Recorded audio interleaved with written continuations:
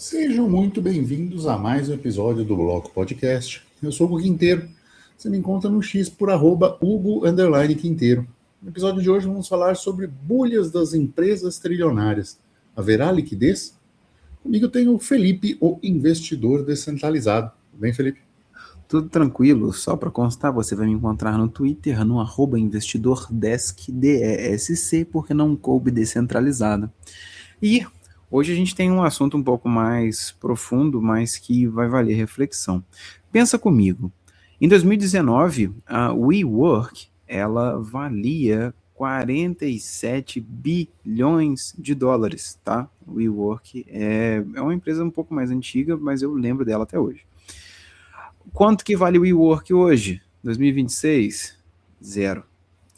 Em 2022, a gente tinha também o nosso querido Sam Bankman-Fried. Vocês conhecem esse nome? Então, o Sam, ele tinha 26 bilhões. É o dono da FTX, tá? E aí ele perdeu tudo praticamente tudo, em 72 horas. E a gente chega que a gente está no momento que a gente está agora, né? Onde a gente tem a SpaceX, que abriu a IPO recente, e a OpenAI, que é a criadora do ChatGPT, correndo para valer 1 trilhão cada uma delas, tá? A Anthropic também, criadora do Claude. Só que a grande questão não é se isso te impressiona. A grande questão é o que vem depois que você tem essas empresas com esse valor de mercado tão alto. O que será que isso quer dizer? Como que alguém pode captar tanto dinheiro? O que isso mostra para a gente em termos econômicos? É isso que a gente vai falar hoje, né? Acho que o mundo vem de um boom de liquidez, né? É sempre aquela... A resposta é em 2 segundos, né? É aquela, né, sempre aparece essa estatística, não sei quantos por cento dos dólares existentes no mundo foram criados de 2020 para cá, coisa assim. O fenômeno pandemia foi um boom de liquidez global, né? Você vê que relativamente não houve uma perda de poder de compra relativo muito grande entre uma moeda e outra no mundo. Falando nas principais, né? Então, assim, euro, dólar, iene, né? Não houve essa perda. Todo mundo diluiu tudo, né? A liquidez foi injetada no sistema.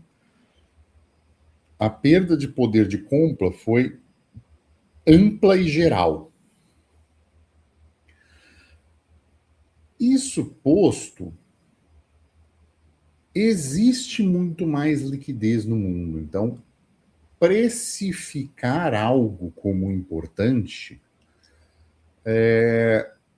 necessita de um capital muito expressivo, ou seja, de trilhão. O trilhão é hoje o que o bilhão era no começo dos anos 90. Alguém estupidamente rico era bilionário. Então, hoje alguém estupidamente rico é trilionário. A régua cresceu, né?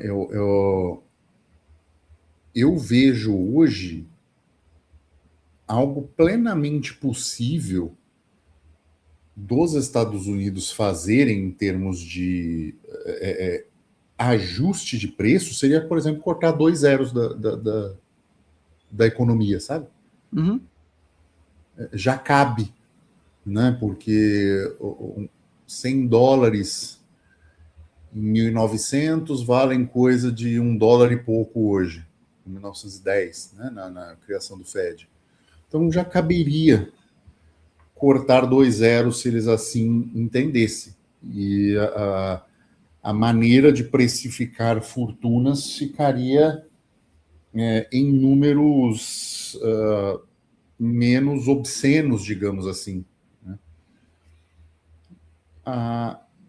claro, isso é só uma pequena digressão de minha parte, mas para mostrar que a régua está distorcida, né, dessas empresas trilionárias. Então, hoje precisa-se de muito mais dinheiro para mostrar a importância delas.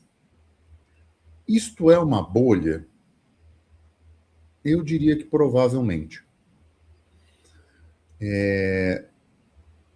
Nós ainda não sabemos se a OpenAI é uma FTX ou é um Google da inteligência artificial. Né?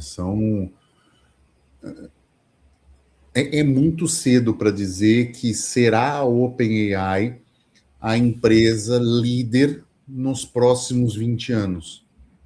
Da mesma maneira que em 1995, por exemplo, era difícil cravar que seria o Google esta primeira era da internet até o surgimento do que é conhecido como inteligência artificial. Não dá para saber isso, né? Assim, exato. Se vai ser ele, se vai ser as IAs da SpaceX. Não, e outra, a Anthropic, ela tá muito melhor do que a OpenAI atualmente, entendeu? A OpenAI começou muito bem, hoje a Anthropic já é melhor e tá maior, né, e tudo mais. Então, tipo assim, mas isso varia, né? Varia muito, né, na verdade. Então, não dá para saber, né? Uma questão que é interessante nesse meio, assim, né, nessa situação toda, é a gente avaliar, né, esses IPOs, essas empresas trilionárias, etc., que foi o que você falou, né? Você já meio que respondeu o negócio, né? Tipo assim, você tem excesso de liquidez no sistema, beleza. Só que, tipo assim, uma coisa que é interessante você olhar, às vezes, assim, pelo menos com o olhar de fora, né? Porque eu não tinha tentado tanto para isso anteriormente, é que é engraçado que eu não sei como que elas fazem essa análise, mas essas várias empresas que tentam abrir capital com esse valuation na casa do trilhão, elas fazem isso na mesma época, entendeu? Então, tipo assim, nessa época que a gente tá agora, né? Então, tipo assim, isso está sendo falado agora porque isso está sendo levantado por elas e está sendo jogado na coisa. E parece, tipo assim, que é um, é um coletivo falando e levantando ideias juntos, sabe? Tipo assim, falando, olha, talvez dá pra gente ter IPOs aí trilionários, mas às vezes isso só é um reflexo do fato de que estamos com liquidez sobrando no mercado, entendeu? E você não tem às vezes aonde direcionar isso, ou as pessoas querem direcionar para alguma coisa realmente que em tese, né, foi o que você falou, em tese vai dar lucro, né? Só que No momento é essa aposta, né, cara? Assim, você está apostando que SpaceX, né, falando dos IPOs trilionários, de SpaceX e OpenAI vão ser o futuro da tecnologia que eles estão desenvolvendo. Claro, você pensando comprar ação a longo prazo, né? Eu não sei, assim, a SpaceX, ela ainda, no meu ver, ela é um tanto mais disruptiva do que a OpenAI nesse momento, porque não só ela fala e tem projetos de inteligência artificial, como ela vê isso fora do planeta. Como a gente falou recentemente do episódio da SpaceX, né, do Musk trilionário. Mas a OpenAI está focando em modelos que não é uma tecnologia exclusiva que ela domina. Ela está no meio do bonde, né? Por assim dizer, está no bonde, tá na galera que está fazendo. Mas eu não sei o que a OpenAI faz mais, entendeu? Assim, eu pelo menos eu não tenho ideia. Então, assim, por, cara, isso que eu falo, por isso que eu acho que a SpaceX e a OpenAI são modelos diferentes ainda, sabe? Elas não dialogam tanto, eu não compararia uma com a outra, entendeu? Uhum. Mas enfim, Só um detalhe, né? Você está falando aí da coisa, eu tinha falado da Anthropic. A OpenAI, agora em junho de 26 também, ela lançou um protocolo, uns negócios que tem lá nos Estados Unidos, um protocolo confidencial, blá, blá, blá, blá, blá, que ela, tipo assim, ela mira um valuation de US$ 1 trilhão. E ela fez isso num time interessante, que foi, tipo, semanas depois que a Anthropic, que é a do Claude, fez exatamente a mesma coisa no IPO dela, entendeu? Então, tipo assim, é, é só mais um argumento para a mesma tese, entendeu? Tem liquidez, o Uhum, pessoal tá vendo e quer captar dessa forma, né? Como que vai ser ou sim. não, eu não sei, mas enfim. Sim, porque Só que assim, eles estão fazendo isso, né? nós, por um período, eu diria 2022, 2024, nós vimos novamente a lei de Moore na computação, que é o poder computacional dobrar a cada 2 anos. Nós vimos essa geração acontecer, né? Nós vimos vídeos completamente distorcidos de personalidades comendo um macarrão esquisito para algo quase indistinguível hoje. Então, nós vimos esse salto tecnológico. Agora, o custo para esse novo upgrade, ele é muito maior, porque não só em otimização de site, mas a necessidade de otimização em hardware. As empresas precisam hoje rodar servidores que estão entregando o serviço pago e gratuito, enfim, e precisam alocar parte disso para o desenvolvimento e treinamento de outra. E isso está começando a ficar conflitante, porque não há recurso para tudo. Né? Isso a gente vê o próprio varejo está sofrendo com isso, principalmente em HD e memória RAM. Então, assim, está mais caro. Mais Uhum. caro quanto? O dobro, mais que o dobro. Né?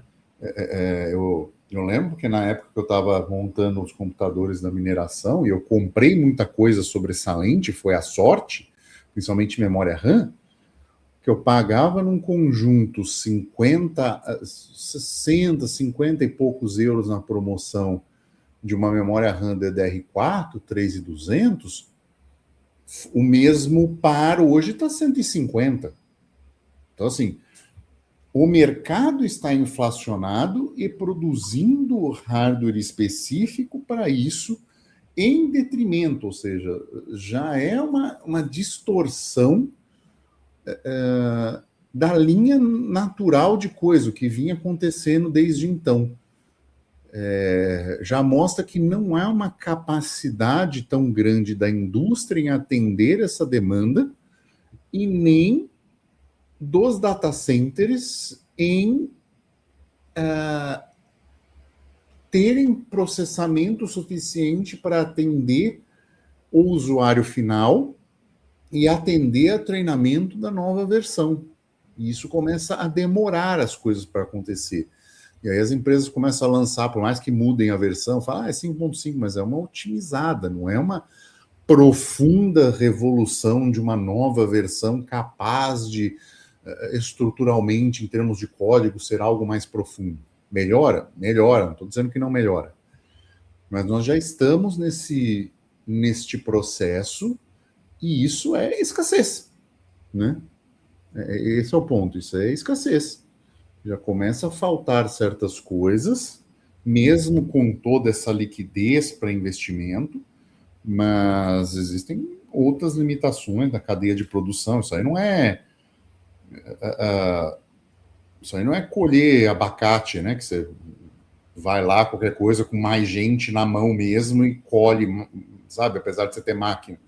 Você não consegue acelerar certas coisas porque você depende de uma produção de equipamentos específicos, de desenvolvimento de tecnologia. Então, não é tão simples, né? Talvez o tempo seja um fator que talvez possa estourar uma bolha dessa. Eu te digo das pessoas ficarem impacientes e começarem a achar que as coisas não vão ser entregues, ou as próprias empresas falarem num prazo nesse sentido e não começarem a cumprir porque existe essa escassez de material e tudo, né? E aí isso ser um gatilho para estourar uma bolha. E aí é aquilo, né? Assim, para o investidor comum que não tem como saber essas coisas, é se posicionar com boa liquidez, né? Ter uma Então, liquidez em mãos e ver como isso funciona. porque a gente falou, né, sobre essa possível bolha aí, né? Tipo assim, agora você trouxe uma outra tese que pode gerar a bolha, né? Tipo assim, eu não tinha pensado por esse lado, na verdade. Mas é complicado, né? Porque a gente tem talvez esse excesso de liquidez agora por essa absorção, mas eu vejo mais casos de bolha por falta de liquidez do que por excesso. Não sei se eu estou errado, entendeu? Felipe, mas assim, o que eu pensei para falar isso é: liquidez não é tudo. Entendam, né? Vou dar um exemplo simples. Uma coisa é você ter R$ 1 milhão. Outra coisa é você ter uma casa de R$ 1 milhão. Aham, com certeza. Se você for transformar isso do zero, você ter um terreno e fazer uma casa de R$ 1 milhão, existe um enorme trabalho em transferir este dinheiro líquido para o resultado final, que é você ter a casa num terreno que custou R$ 1 milhão. E é talvez isso que esteja acontecendo.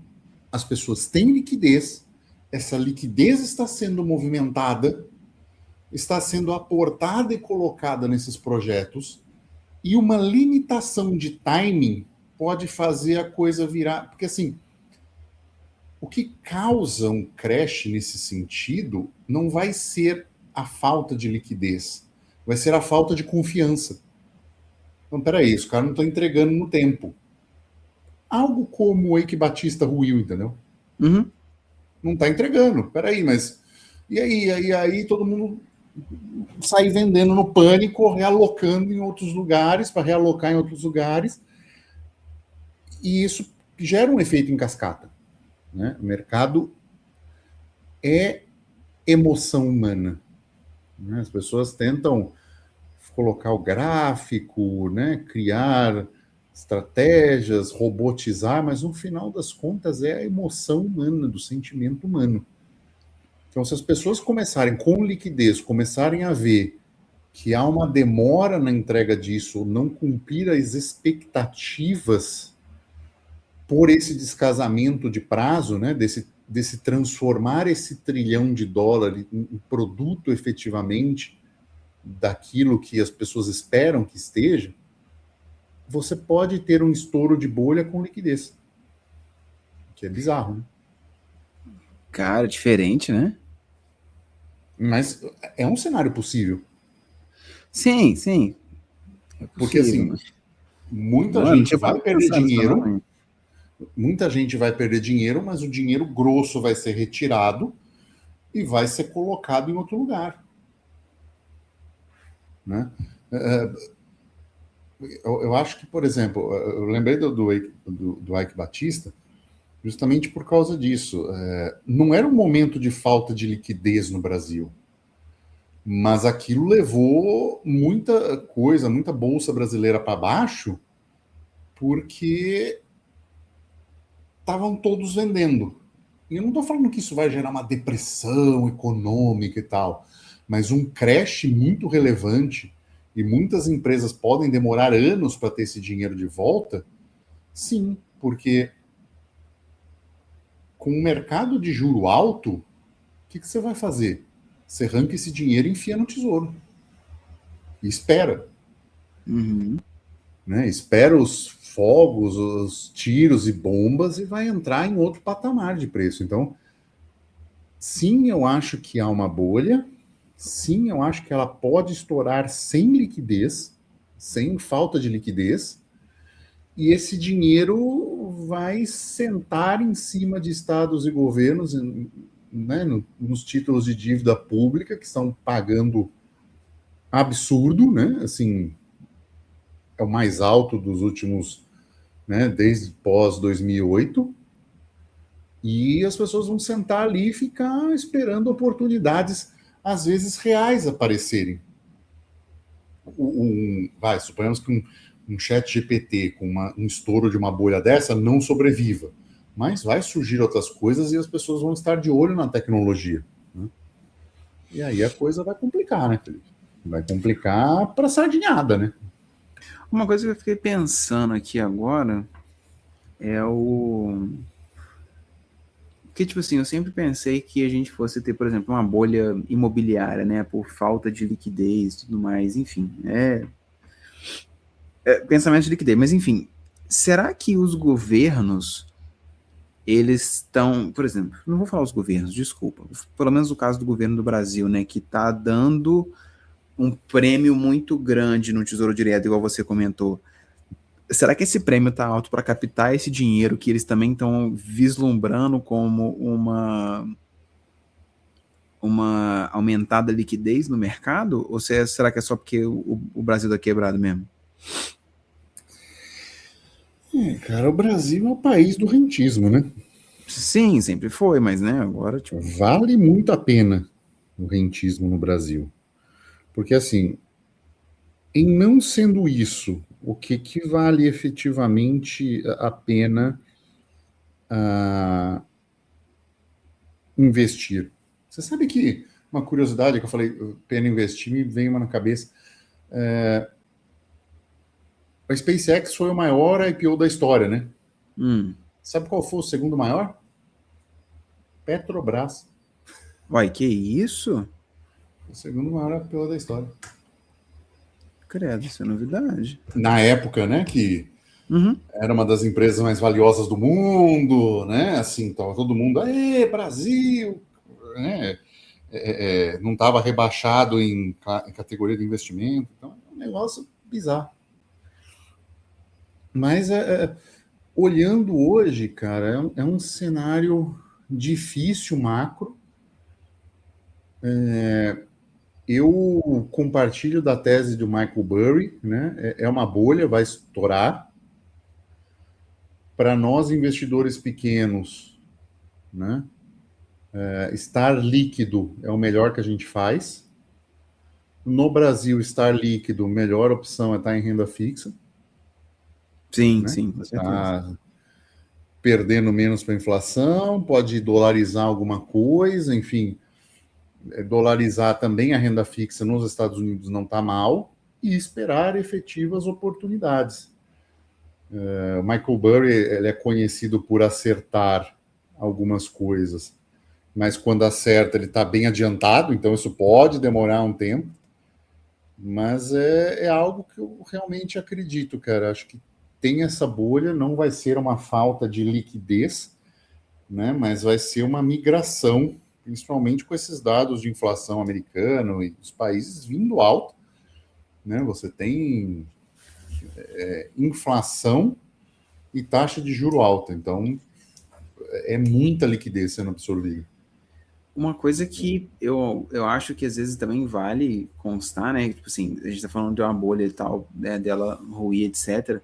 E a gente pode ter uma bolha estourando, no caso, tipo assim, ela caindo, depreciando muito em valor, mesmo a empresa entregando resultados, mesmo ela tendo um fim útil, né? Tipo assim, a empresa produz, sei lá, gesso, beleza, ela pode continuar produzindo gesso.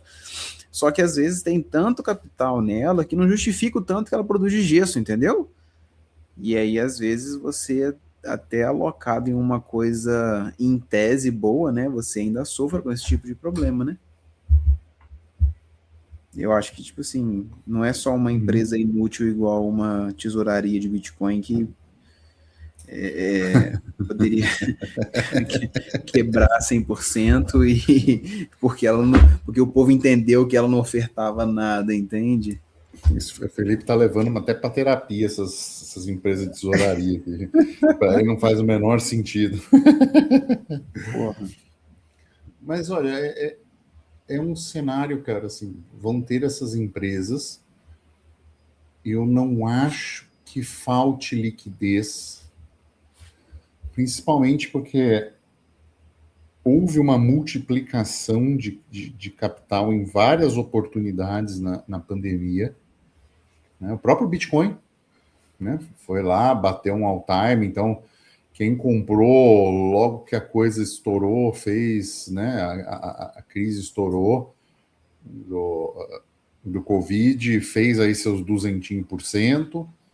E se é o dinheiro esperto, cara, o dinheiro inteligente está sendo realocado em outras coisas e, né, o cara foi lá, comprou Nvidia, porra, multiplicou o capital. Então, quem está fazendo lição de casa direitinho, realizando lucros e tudo, tá com um portfólio hoje muito bom para poder alocar uma parte nessas empresas trilionárias, surfar uma onda e ver o que dá.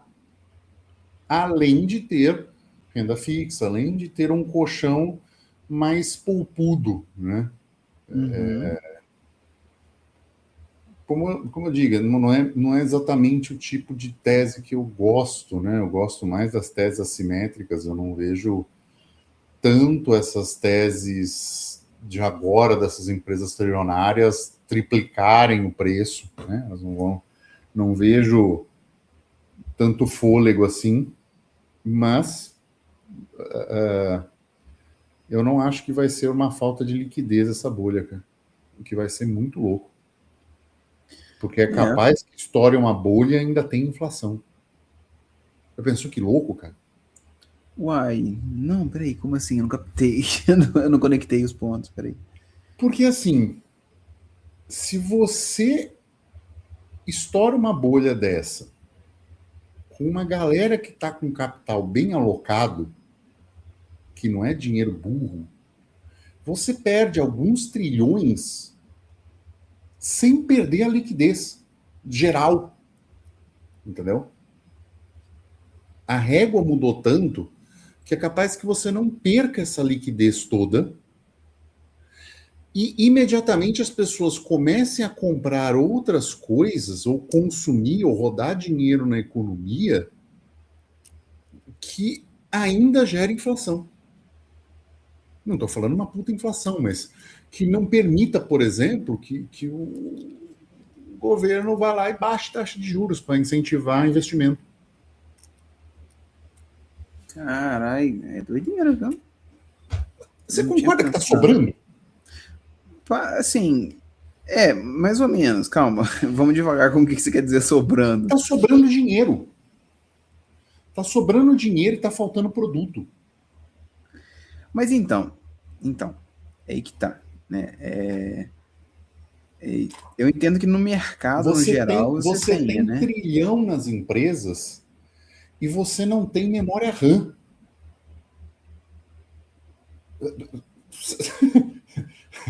Esse é o bizarro do que está esse mercado na tecnologia de tudo da IA. Tem muito dinheiro alocado nos caras e não tem infra. Então, assim, se o dinheiro esperto está capitalizado em duas formas e aguardando oportunidades de compra, como a Berkshire Hathaway, que tem aí os bilhões dela ainda em caixa, um crash desse vai fazer o dinheiro acabar, mas esses caras vão estar comprando empresa de memória RAM, empresa de infra, de servidor, o caramba, dando mais liquidez para o mercado. Tipo, evaporou uns trilhões, mas entraram outros trilhões. E vai ficar meio na mesma. No fim das contas, lógico, com galera que perdeu dinheiro, com a sardinhada toda que perdeu dinheiro, que achou que agora ia, que na emoção das bolhas.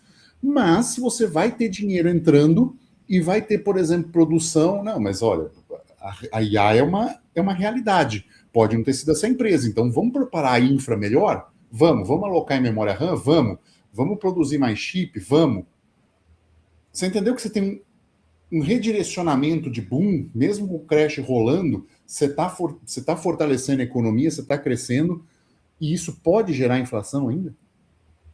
Sim, eu entendo. Agora eu consigo captar. Porque as empresas têm caixa, cara. E não é pouco. E a questão, será que essas empresas não estão produzindo tanto assim para manter o caixa? Tipo assim, para que por que seria? Eu não sei, cara. Mas eu vejo a possibilidade de uma bolha estourar e não faltar caixa, bicho. É, Porque é que eu te falo da régua também, né? A gente está um pouco distorcido nisso. Foi tanto dinheiro impresso, cara, que a gente acha trilhão muita coisa. é, E às vezes não é tanto assim, né? Se a gente fizer o corte de 2 zero, a gente está falando de 100 bilhões de dólares. Realmente tanto dinheiro? Talvez nem tanto. Se você for comparar com outras coisas, né? Deixando todo. É bastante dinheiro? É bastante dinheiro, mas talvez a nossa métrica esteja muito distorcida. Né? é, pode ser. Pode ser que a gente tá olhando às vezes só numerozinhos com zeros no fundo, né? Meu, eu acho que é esquisitão, cara. Talvez a gente esteja fascinado pelo zero e não tenha percebido quanto imprimiram de dinheiro. Enfim, algo a gente se pensar. Peço opinião dos nossos louváveis ouvintes para que nos comentem, né? E dê a sugestão para isso. E vamos chegando ao final de mais um episódio. Deixe seu like, chegou até aqui. E manda esse episódio para aquele seu amigo que acha que não vai ter bolha nas empresas. Não estamos em um período de bolha. E é isso. Ficamos por aqui e tchau.